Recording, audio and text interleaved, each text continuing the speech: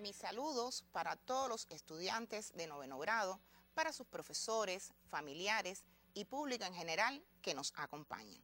Sean todos bienvenidos a este encuentro en el que juntos nos adentraremos en el fascinante mundo de la química. En la clase anterior estudiamos las reacciones entre las disoluciones acuosas de sales y vimos que cuando se unen dos disoluciones acuosas de sales conteniendo cada una de ellas uno de los iones de una sal poco soluble o prácticamente insoluble en agua, ocurre una reacción química en la que se forma una sustancia sólida o precipitado y los restantes iones quedan en disolución. Veamos entonces la ecuación química que representa una de estas reacciones. Y en este caso les estoy mostrando la reacción que ocurre entre los pares de disoluciones que aparecían en el ejercicio 4.45 que les orienté de actividad independiente. Observen que partimos de dos disoluciones acuosas de sales. En este caso, una disolución de sulfuro de potasio, que es una sal binaria, y una disolución de cloruro de cobre 2. ¿Qué debieron hacer ustedes? Bueno, analizar las posibles sales que se forman. En este caso estamos hablando del cloruro de potasio y del sulfuro de cobre 2. Posteriormente, ustedes debieron haber utilizado la tabla de solubilidad para buscar la solubilidad en agua de estas dos sales. Por ejemplo, el cloruro de potasio, cuando ustedes lo buscan, aparece una S, por tanto, estos iones quedan en disolución acuosa. En el caso del sulfuro de cobre 2, aparece en la tabla una I, lo que indica que esta sal es prácticamente insoluble en agua, por tanto, es el sólido o precipitado que se forma. Precisamente por la formación de este sólido precipitado, que es el sulfuro de cobre 2, podemos decir que esa reacción ocurre. Es decir, que es una de las reacciones que de este ejercicio 4.45 ocurría por la formación de esa sustancia sólida o precipitado. Recuerden que cuando ustedes analizan dos pares de disoluciones y buscan en la tabla la solubilidad de cada una de las sales que se deben formar, si las dos son solubles, en ese caso la reacción no ocurre. Aquí sí ocurre por la formación de una sustancia sólida o precipitado. También es importante que ustedes sepan escribir la ecuación iónica de esta reacción, es decir, de lo que sucede en esa reacción. Por supuesto, en la ecuación iónica solamente vamos a representar los iones que forman a la sal que es sólida. En este caso estamos hablando del catión cobre 2+ o catión cobre 2+ y el anión sulfuro, que forman entonces al sulfuro de cobre 2. También es importante que cuando ustedes escriban las ecuaciones químicas, tanto la global como la iónica, tengan en cuenta el ajuste de la ecuación. Recuerden que nosotros ajustamos una ecuación para hacer evidente el cumplimiento de la ley de conservación de la masa. Por tanto, debemos tener la misma cantidad de átomos de cada elemento antes y después de la reacción. Quiere decir que el ajuste, cuando ustedes escriban una ecuación, también es un aspecto importante que no pueden perder de vista.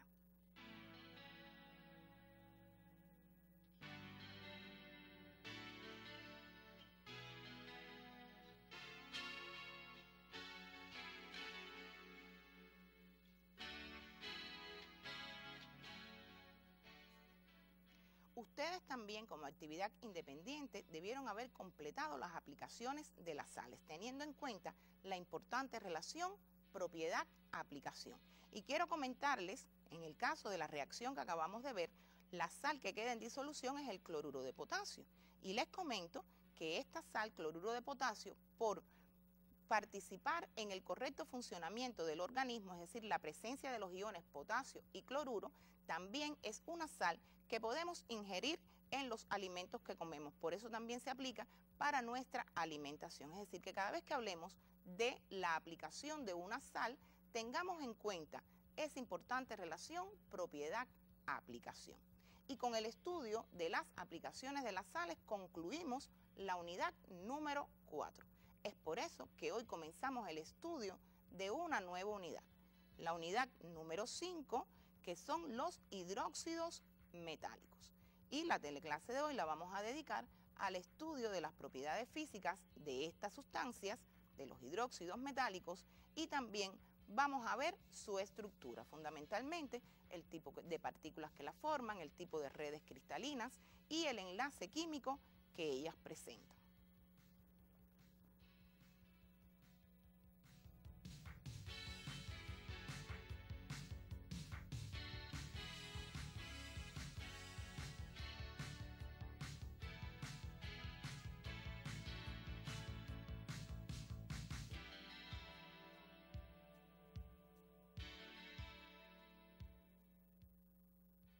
El hidróxido de sodio, conocido como sosa cáustica, que es muy utilizado en la fabricación de jabones, el hidróxido de potasio o potasa cáustica, que tiene una gran importancia industrial, el hidróxido de calcio o cal apagada, que en medicina se usa como agua de cal y en la construcción como lechada de cal, son ejemplos de hidróxidos metálicos.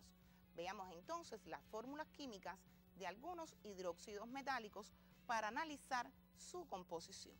Por ejemplo, aquí les muestro la fórmula química del hidróxido de sodio o sosa cáustica, el hidróxido de potasio o potasa cáustica y el hidróxido de aluminio. Quiero que centren su atención en ver cuántos elementos químicos forman a cada uno de estos hidróxidos metálicos que aparecen representados por sus fórmulas químicas. Fíjense, tenemos el sodio, que ya ustedes conocen que es un metal, es decir, un elemento químico metálico, el oxígeno y el hidrógeno. Lo mismo sucede en el hidróxido de potasio y en el hidróxido de aluminio. Tenemos un elemento químico metálico, el oxígeno y el hidrógeno. Por tanto, los hidróxidos metálicos son sustancias compuestas, ternarias, porque tienen 3 elementos en su composición, y estos 3 elementos que forman a los hidróxidos metálicos son el elemento químico metálico, el oxígeno y el hidrógeno. Recuerden que en la tabla periódica los elementos químicos metálicos se encuentran a la izquierda de la línea diagonal quebrada.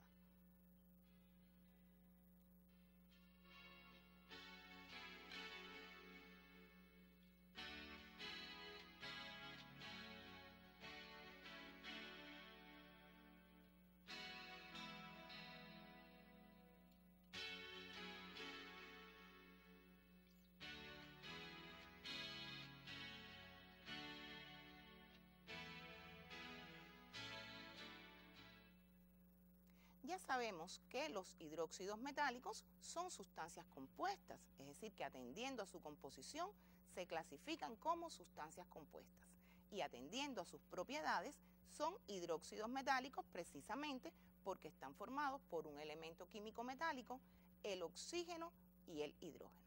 Veamos entonces algunas de las propiedades físicas que presentan estos compuestos. Propiedades físicas que aparecen en su libro de texto en el epígrafe 5.1 de la página 150. Anoten la página del libro donde están por si no les da tiempo ahora. Después de trabajo independiente, ustedes tomen nota de estas propiedades físicas. Por tanto, les comento que a temperatura ambiente generalmente son sustancias sólidas, que los hidróxidos metálicos que se forman con los elementos del grupo 1A presentan relativamente altas temperaturas de fusión. La mayoría del resto de los hidróxidos metálicos se descomponen antes de fundirse. Recuerden que la temperatura de fusión es la temperatura a la que se produce el cambio de estado de sólido a líquido. Y fíjense que esta es una propiedad importante, ya nosotros hemos estudiado otros compuestos que también presentan altas temperaturas de fusión y de ebullición, y me estoy refiriendo a las sales. Veamos entonces otras propiedades físicas que presentan los hidróxidos metálicos. En cuanto a su solubilidad en agua, pueden ser solubles, poco solubles y prácticamente insolubles. Y fíjense que les he representado las letras con las que aparece en la tabla de solubilidad que está en su libro de texto en la página 146, con las que aparecen estas clasificaciones. Cuando aparece la S son solubles, la P poco solubles y la I prácticamente insolubles. También quiero comentarles con respecto a la solubilidad que la mayoría de los hidróxidos metálicos que se forman con los elementos del grupo 1A de la tabla periódica son solubles. El resto pueden ser o poco solubles o prácticamente insolubles.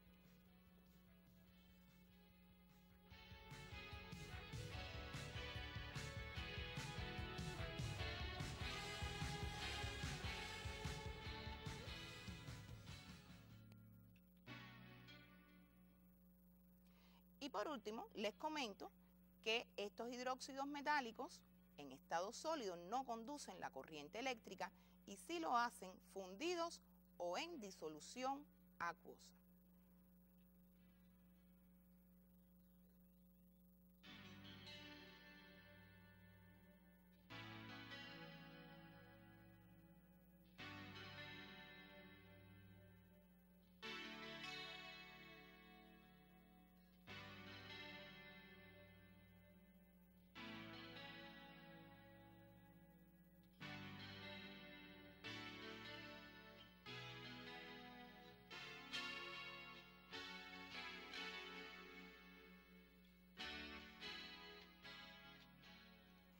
Fíjense que hemos visto que los hidróxidos metálicos que se forman con los elementos químicos del grupo 1A de la tabla periódica presentan relativamente altas temperaturas de fusión.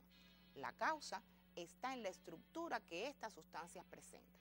Y les comentaba que nosotros ya estudiamos otras sustancias compuestas que presentan altas temperaturas de fusión. Y me estaba refiriendo a las sales, tanto binarias como las sales ternarias. ¿Recuerdan qué tipo de partículas formaban a las sales? ¿Por qué presentaban altas temperaturas de fusión y de ebullición? Recuerden que las sales están formadas por iones, es decir, que son sustancias iónicas. Sustancias iónicas que presentan un enlace iónico, que es un enlace fuerte, un enlace en el que hay que suministrar mucha energía para que se produzca el cambio de estado. Un enlace que se da en virtud de las cargas eléctricas contrarias que tienen los iones. En el caso de los hidróxidos metálicos que estamos estudiando en el día de hoy, también son sustancias que presentan altas temperaturas precisamente porque están formados por iones, al igual que las sales. Y les quiero comentar que en el caso de los hidróxidos metálicos también están formados por iones, como les dije, ¿verdad?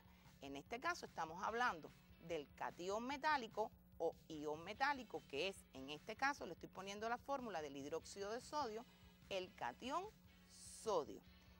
Y tenemos la presencia de un ion poliatómico oxigenado, que en este caso es el ion hidróxido. Claro, en las sales ternarias veíamos la presencia de un ion poliatómico oxigenado que podía variar, podía ser nitrato, sulfato, carbonato, etc. En este caso, el ion poliatómico oxigenado que está presente en los hidróxidos metálicos siempre es el mismo y es el ion hidróxido. Entonces, ¿qué tipo de enlace presentan los hidróxidos metálicos? Al igual que las sales, presentan un enlace iónico. Enlace iónico que se da entre el catión, que recuerden que catión es el ion positivo, y el anión, que es el ion negativo. Pero ¿qué sucede entre los átomos de oxígeno e hidrógeno que forman al ion hidróxido?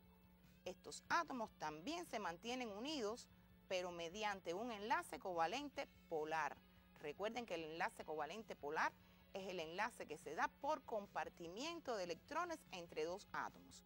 Y fíjense que en cuanto a la estructura de los hidróxidos metálicos, sucede lo mismo que habíamos visto en las sales ternarias. Para ser más específico, porque las sales ternarias también presentan los dos tipos de enlace.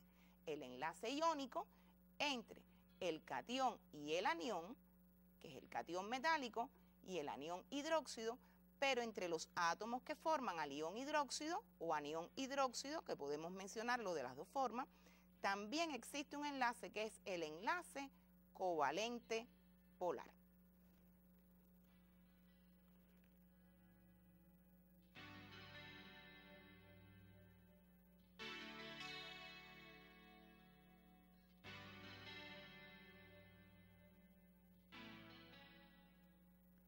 Entonces, resumiendo en cuanto a la estructura de los hidróxidos metálicos.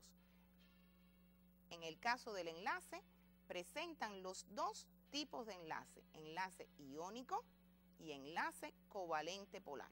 Repito, el enlace iónico entre los cationes metálicos y los aniones hidróxido y el enlace covalente polar entre el átomo de oxígeno e hidrógeno en el ion hidróxido. Esto aparece en el recuadro de la página 152 de su libro de texto.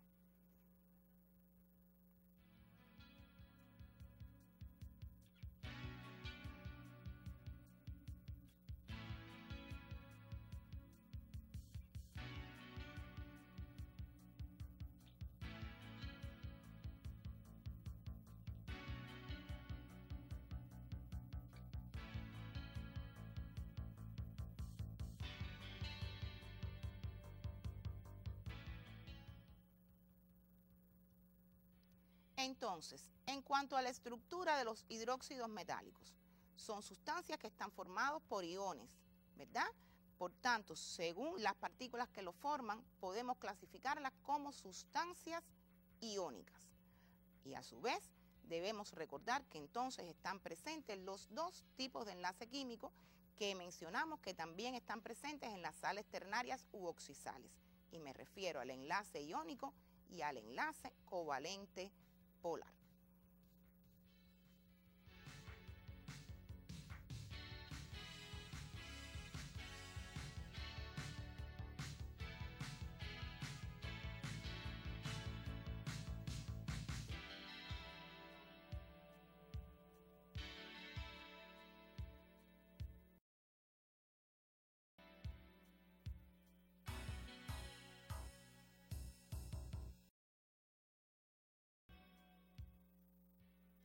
Bien, ya sabemos que los hidróxidos metálicos están formados por iones, entre los que existe un enlace iónico y que entre los átomos que forman al ion hidróxido también existe un enlace covalente polar. Entonces, a partir de esta estructura ya estamos en condiciones de explicar por qué los hidróxidos metálicos que se forman con los elementos del grupo 1A de la tabla periódica presentan altas temperaturas de fusión. Y fíjense que para responder este interrogante debemos tener presente precisamente lo que hemos visto hasta ahora, es decir, qué partículas lo forman, qué tipo de interacciones existen entre esas partículas, qué tipo de enlace hay, si es un enlace fuerte, si es un enlace débil, qué cantidad de energía hay que suministrar. Por tanto, veamos entonces cómo podemos explicar el comportamiento de las propiedades físicas, en este caso, la temperatura de fusión. Recuerden que ellos presentan relativamente altas temperaturas de fusión porque están formados por iones. Fíjense que aquí ya están presentes las partículas que lo constituyen, entre los que existen fuertes atracciones electrostáticas. Atracciones electrostáticas que se dan entre esos iones de cargas eléctricas contrarias, por lo que hay que suministrar mucha energía para romper el enlace iónico y que se produzca el cambio de estado. Fíjense que aquí está en esencia lo que debemos conocer para poder justificar por qué las sustancias presentan altas temperaturas de fusión o bajas temperaturas de fusión. Es decir, hacer referencia siempre al tipo de partículas, a las interacciones entre esas partículas, la cantidad de energía que hay que suministrar para que entonces se pueda producir el cambio de estado.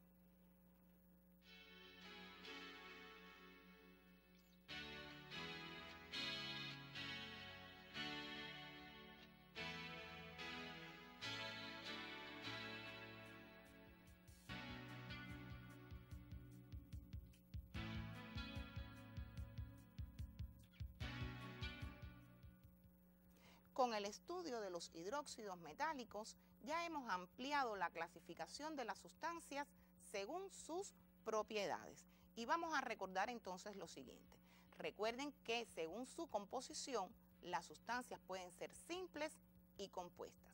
Y que según sus propiedades, las simples pueden ser metales y no metales. Ahora bien, en el caso de las sustancias compuestas, ya estudiamos en 8º grado los óxidos y ya en 9º grado estudiamos las sales, que ya sabemos que pueden ser sales binarias o sales ternarias u oxisales, y ya estamos estudiando entonces los hidróxidos. En este caso, los hidróxidos metálicos, que ya sabemos que son sustancias compuestas, que están formadas por tres elementos, un elemento químico metálico, el oxígeno y el hidrógeno, que son sustancias que están formados por iones, que presentan enlace iónico y además enlace covalente polar. Entonces, para resumir lo que hemos visto hasta este momento, les propongo realizar el siguiente ejercicio. Dadas las siguientes sustancias, y les doy tres fórmulas químicas de tres sustancias, clasifíquelas según su composición y propiedades. Cuando nos dicen clasificar según su composición, recuerden que debemos hacer referencia a si son simples o son compuestas. Y según sus propiedades, ya hemos estudiado varios tipos de sustancias según sus propiedades. En este caso nos vamos a referir nada más a las que hemos visto en el grado, es decir, a las sales, que pueden ser binarias o ternarias, y a los hidróxidos metálicos que estamos estudiando en el día de hoy. Además, les dicen que clasifiquen la sustancia A según el tipo de partículas que la forman y que digan qué enlaces químicos presenta.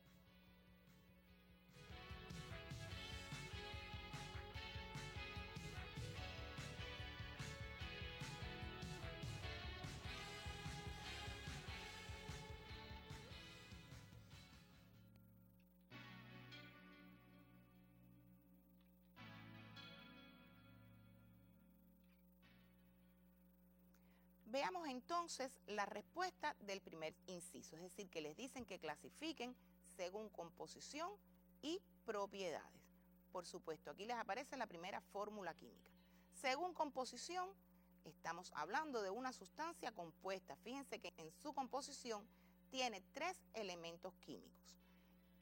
Y fíjense que estos elementos químicos es un elemento químico metálico, está el oxígeno y está el hidrógeno. Por tanto, podemos decir que es una sustancia compuesta, pero estamos hablando de un hidróxido metálico. En el caso del inciso B, ¿cuántos elementos químicos la forman? Dos elementos químicos. Quiere decir que en este caso es una sustancia compuesta, pero fíjense que los elementos químicos que lo forman es un metal y un no metal. En este caso estamos hablando de una sal binaria. Recuerden que en las sales binarias el no metal no puede ser ni oxígeno ni hidrógeno. En este caso es la sal yoduro de potasio. Y en el último inciso, AlOH3 es una sustancia compuesta y tiene la presencia de un elemento químico metálico que es el aluminio, el oxígeno y el hidrógeno. Por tanto, estamos en presencia de un hidróxido metálico. Según su composición es compuesta y según sus propiedades se clasifica como hidróxido metálico.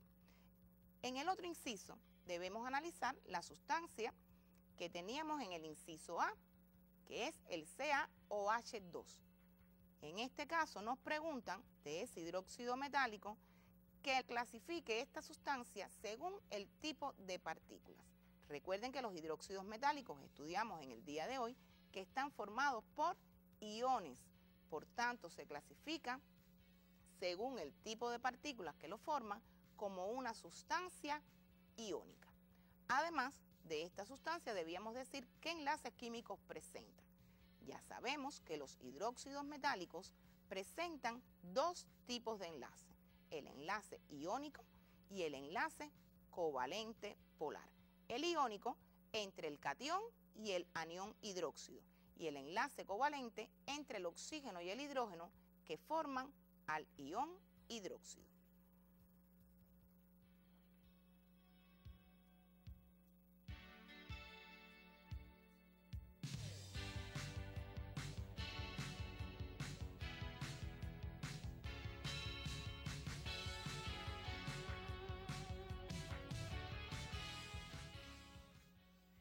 Entonces, después de haber analizado este ejercicio, les propongo las siguientes actividades para el trabajo independiente. Primero van a estudiar los epígrafes 5.1 y 5.2 de las páginas de la 150 a la 152. y posteriormente van a realizar el ejercicio 5.4, el 5.9 y el 5.10. Les comento que en el ejercicio 5.4 ustedes van a comparar las sales y los hidróxidos metálicos en cuanto al estado de agregación, las temperaturas de fusión y la conductividad de la corriente eléctrica. Este ejercicio les va a servir a ustedes para hacer un cierre de lo que hemos visto en cuanto a estas propiedades, tanto de las sales como de los hidróxidos metálicos que comenzamos a estudiar en el día de hoy. En el ejercicio 5.9 ustedes van a representar los iones que están presentes en diferentes hidróxidos metálicos.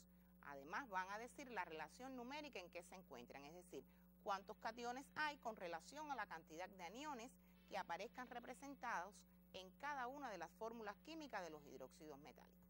Y por último, van a comparar en cuanto a la estructura las sales ya estudiadas por nosotros y los hidróxidos metálicos. Y con estas actividades para su trabajo independiente, ya me estoy despidiendo de ustedes. Los invito a que aprovechen el tiempo, a que estudien, a que se cuiden. Nos vemos entonces dentro de 15 días para seguir descubriendo el fascinante mundo de la química. Hasta entonces.